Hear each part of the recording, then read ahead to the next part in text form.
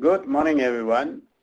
I am very happy to participate in this 24-hour session, and I would like to say thank you so much for joining me. I want to share some things with you, and to do that, I want to start by asking you a question, and please put your answer into the Q&A segment that is available on your screen.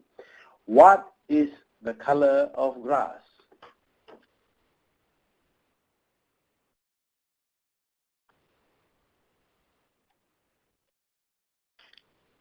I do see some responses.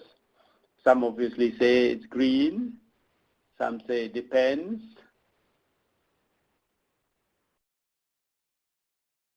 Okay, interesting comments have come in. Let me say that our instinctive reaction is going to be, grass is green. Why are we asking that question? Grass is, of course, green. But let me ask you to consider this. If you were colorblind, what is the color of the grass you will see? Green or gray? And this is something we do not think about much if we do not have any vision issues. If we were blind, we'd probably not see anything at all, and that's probably black. So if I were to say grass is green, I have to assume that whoever I am saying that to understands what green is, because somebody who's never seen or understood what green is because of their vision problems probably will not be able to see this. So what is the color of the grass? I tell you, green grass could be gray and gray grass could be green. And this is key to our understanding of how we engage people to enhance results. All right, just to keep going, I want you to bear this in mind because you would probably not see grass the same way again. So the next time somebody asks you whether grass is green, think about this. Now I would like to ask another question, which was what I put in the short write-up from my speech. Is Robin Hood a good guy? And I'm sure most of us know the story of Robin Hood. Robin Hood was the merry man of Nottingham Forest. Sheriff of Nottingham was the bad guy, and the rich guys ostracized the poor. So Robin Hood and his merry men robbed the rich and gave money to the poor. So my question to you, and again, please put your answers in the Q&A segment, is Robin Hood a good guy?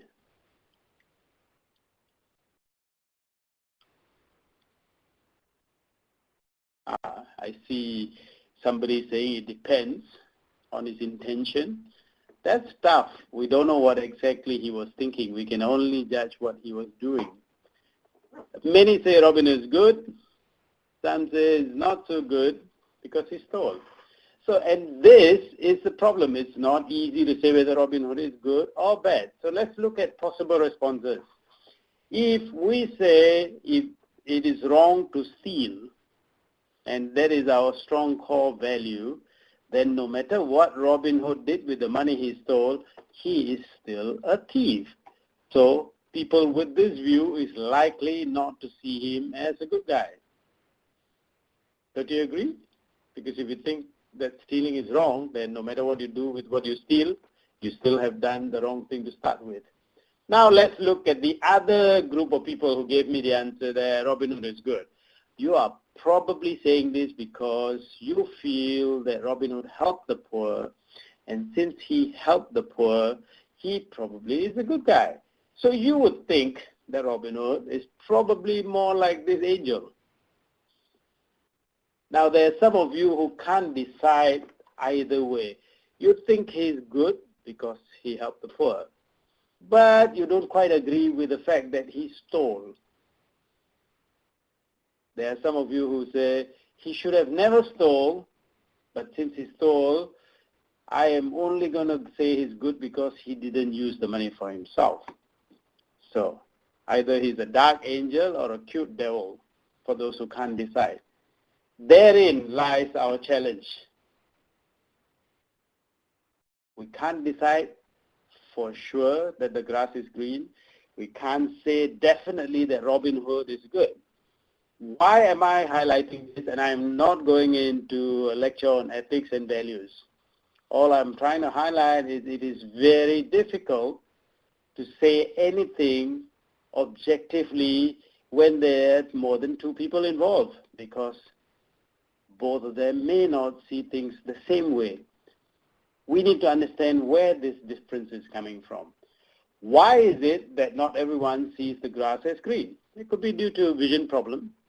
It could be due to the fact that the definition of green is not understood, because it could be a language issue. Do we agree whether Robin Hood is good? Again, depends on whether you see what he did versus what is the end result of what he did. How does this come about? Let me talk about this before I talk about how it impacts the way we can get and enhance results in teams. It starts with self-awareness, knowing how we become who we are. Let's take person B as an example. There are many things that happen in person B's life that makes that person who he or she is. Similarly, many things happen in person A's life that makes him or her who she is. What are some of these things? From the way we are brought up, our close nucleus of the family, extended family, schools, the friends we hang out with, the kind of education we have, the military service, the work environment, the social relationships, marriages, children, old age, health. So many things affect the way we look at life. How does it work? It starts with our initial influences. Based on what we pick up, we tend to learn more. And as it goes, we end up always assimilating, assessing, adopting, discarding things that make sense to us. For example, vegetarians become vegetarians because they have a particular outlook to life. Either they picked it up, they were exposed to it, or they made a choice. And once they become a vegetarian, they start making decisions about where they eat, what they dress, how will they conduct themselves in restaurants where meat is served.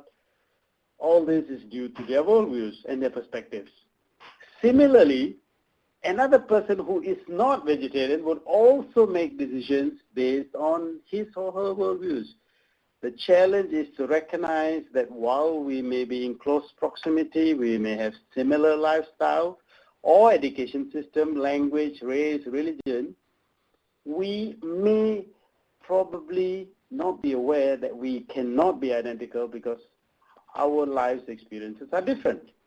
Now, what does this pose from a team and team and performance perspective? Let's look at this. These are two people. I will remove some of the colors so that it's easier to see how they interact.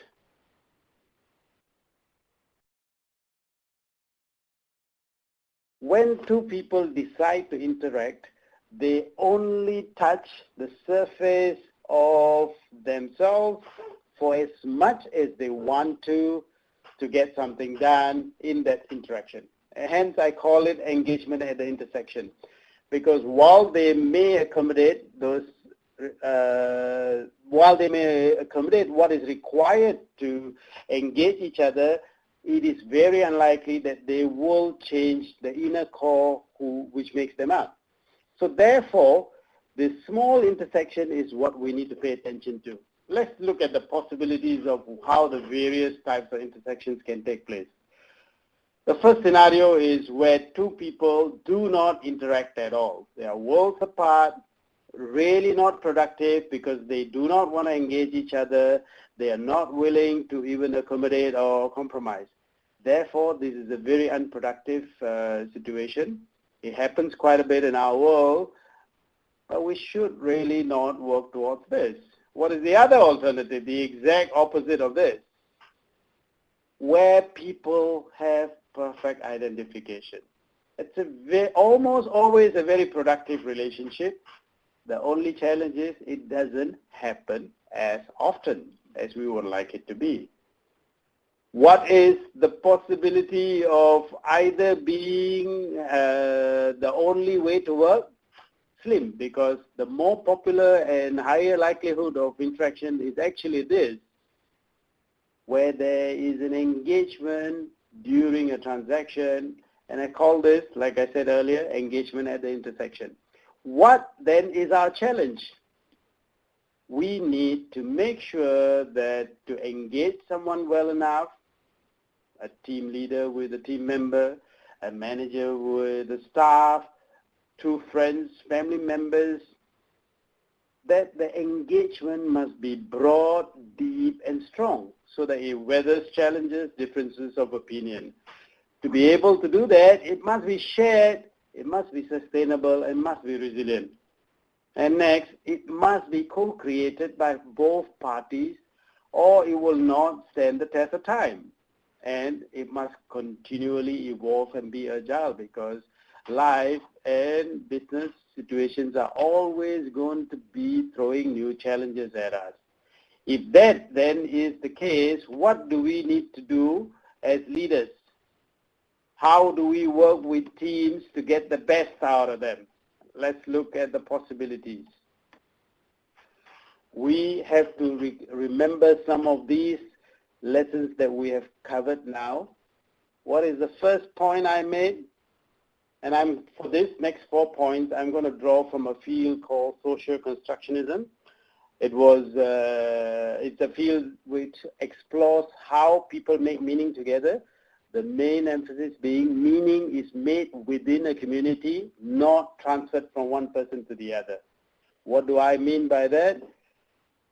The way we take the world to be or experience the world as it is does not dictate the terms by which it is to be understood. And I highlighted this with the example earlier. We may see the grass as green. It does not mean everybody else sees it as green. So what we take as experience of the world, it's not what others see it or experience it to be. Now later I will want to touch a little bit more about what this means from a corporate perspective. But this is now, the focus is now on personal engagement. So let's remember this, what we take as experience of the world does not dictate the terms by which it is to be understood. The next point, we talked about Robin Hood. The point about Robin Hood is the terms by which the world is understood are social artifacts of historical exchanges within the society. How the society sees it depends on the background within the society. All the people from whom Robin Hood stole from would consider him a bad guy. All the people who received the stolen money and had a better life would consider him a savior and a good guy. So the terms by which his actions are to be understood is not only our perspective, but also the social artifacts of historical exchanges. Because that's where the meaning comes from. Within the poor community who received the money, he is an angel helping them in distress. I wouldn't think you would agree that he was an angel if he stole from you. So his stealing alone does not make any sense except based on the guy seeing it. And the third point I would like to highlight is the degree to which understanding prevails across time continually evolve with exchanges between players and systems. What do I mean by this? Let me share an example with you. When I grew up, and it was a long time before the age of the computers, we used pencils and pens to write in our books for exercises in school. And whenever we made mistakes, we had to erase that mistake and rewrite it. And the object we used was made of the material rubber, hence intuitively it was called rubber. And we used to ask our friends to pass the rubber to us if we didn't have it and we wanted to borrow it from them. A couple of years ago, I asked one young gentleman to pass me, whether he had a rubber so that he could pass it to me, and he started to stare at me. And I was wondering why he was doing that, and he said, you know, that's not a nice thing to ask because rubber is a private use item. So I was quite lost. Then I came to find out that the common meaning of rubber now is condom. Probably because it's made of the same thing, but in my time, we never meant that when we meant rubber. So the same word over time changes meaning. The people in the system themselves attribute new meanings to the same things, and therefore this is how meaning evolves across time and the players. And the final point I would like to make is this. Putting all this together, it is very important that negotiated understanding exists within the system, because this is integral to the meaning of social engagement within the system. Therefore, we need to continually calibrate meaning, not assume that it exists objectively to be transferred from one to the other. Bearing these 4 points in mind, it is quite important to see how this plays out in the corporate world. So I've here summarized the 4 points. Remember the green and the gray, Robin Hood, right? And finally, let's look at how the corporate perspective comes in. What the leadership takes as being the organization does not dictate the terms by which the organization is to be understood. So just as the green grass is not green for people with vision challenges, what the manager or leader thinks of the situation is not the only perspective. And therefore, to be able to enhance results, engaging people by asking them for their perspectives, asking them so that you understand where they are coming from and what they see makes a big difference. So if a leader were to ask staff and say, can you make sure you submit this by Friday, he walks away thinking that it's going to happen. When it doesn't happen, it is not that the staff did not understand, but the staff may have felt it was not possible, but did not speak up and made it known to the leader. Hence, always be aware that our view is not the only view of the situation. Number 2, the terms by which the organization is understood are social historical exchanges between the organization's leaders and the staff.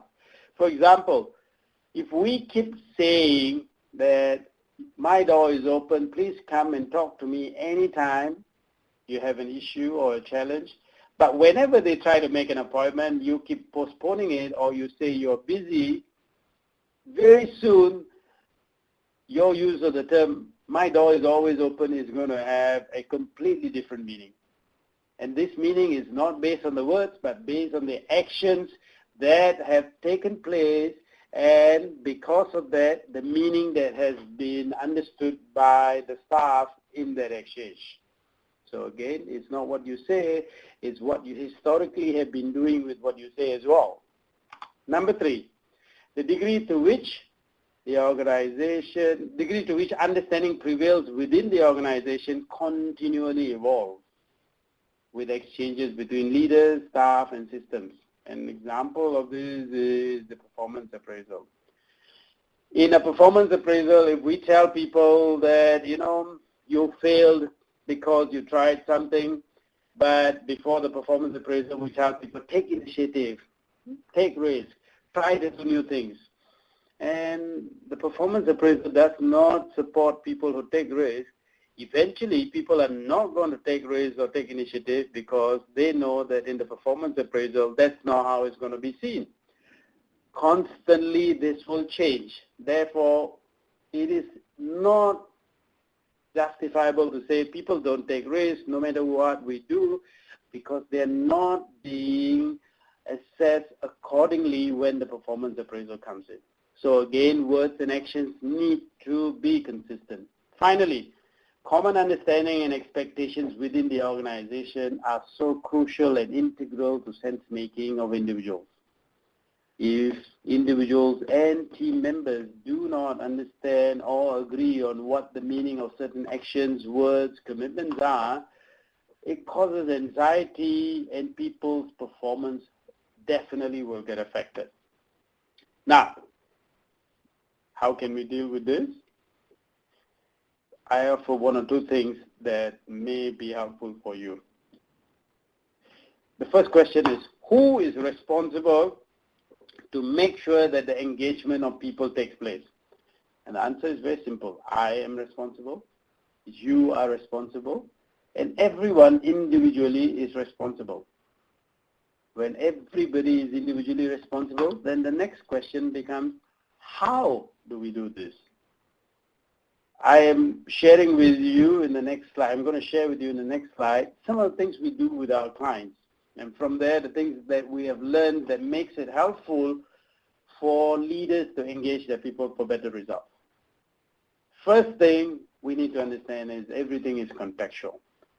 The moment it is not contextual, we will make sure that you will create some kind of misunderstanding because meaning doesn't exist objectively. What do we mean by this contextual nature?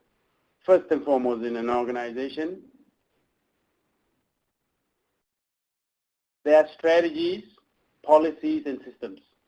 Strategies, policies, and systems do not always bring out the same results in different organizations, even if the same strategies are applied. Why? The big answer is strategies, policies, and systems depend on the culture within which it is put in place. The organizational culture determines the departmental culture, which then determines how the person reacts within that context. Conversely, the personal culture and values of the person affects the departmental culture and collectively the organizational culture. If we do not get to the stage where we have this understanding, it is very difficult to build a culture where people are engaged and perform well. That is what we mean by everything is contextual. The words, the vision, mission, values of an organization really do not make a difference until it's contextualized within the organization and how it's lived. So in some of our consulting projects, we do use tools to develop some of the approaches to enhancing engagement. Since the key is to understand the differences between individuals, self-awareness is the first step, and one of the tools we use for self-awareness is Emergenetics profiling. Why? Because Emergenetics profiling gives us a better window to the person's cognitive thinking preferences, behavioral preferences like expressiveness, assertiveness, and flexibility. With such information, you get a better picture of who your colleagues are and how best to work with them. So when that happens, engagement is enhanced, and when engagement is enhanced, results are enhanced. This has been our experience in applying Emergenetics profiling with over 1,000 of our client staff, and we are very happy that it helps us to create calibrated common meaning within teams. And with that, I'd like to say thank you very much for this opportunity. If there are any questions, I'll be happy to take them. Thank you.